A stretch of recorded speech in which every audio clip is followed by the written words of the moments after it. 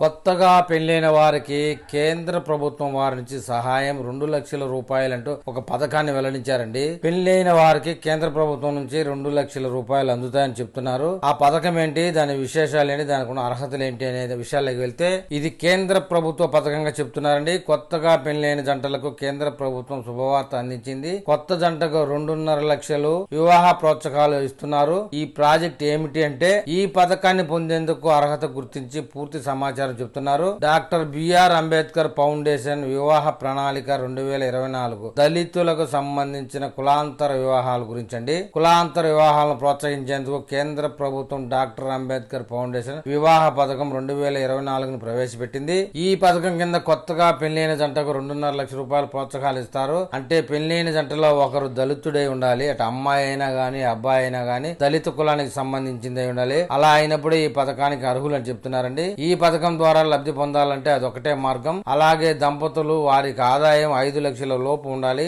Yearly ఆదాయం 5 లక్షల రూపాయల లోపల వాళ్ళకి ఇన్కమ్ ఉండాలండి. ఇందులో అర్హులైన దంపతులు ఇద్దరి పేర్ల ముందు 1,25,000 రూపాయలు టీటీగా పొందుతారు. మిగిలిన 1,25,000 రూపాయలు 5 సంవత్సరాల తర్వాత అందుబాటులో ఉంటాయి. మీరు కూడా కొత్తగా వివాహం చేసుకునే అర్హతలు కలిగి ఉంటే మీరు కేంద్ర ప్రభుత్వ అధికారిక వెబ్సైట్ సందర్శించి ఈ స్కీమ్ కు దరఖాస్తు చేసుకోవచ్చని చెప్తున్నారండి. మరి దీనికి ఎవరైనా అర్హులై ఉంటే గనక ఎస్టీ ఎస్సీ దళిత కులాలు పెళ్లి చేసుకునే సంవత్సరం గడవక ముందే సంవత్సరం లోపల ఉన్నవారైనా కూడా ఈ యొక్క దానికి అర్హతగా భావిస్తున్నారండి. దీనిని దరఖాస్తు చేసుకుంటే మీకు 2.5 లక్షల రూపాయలు మీ అకౌంట్ లో పడతాయని చెప్తున్నారు. మరి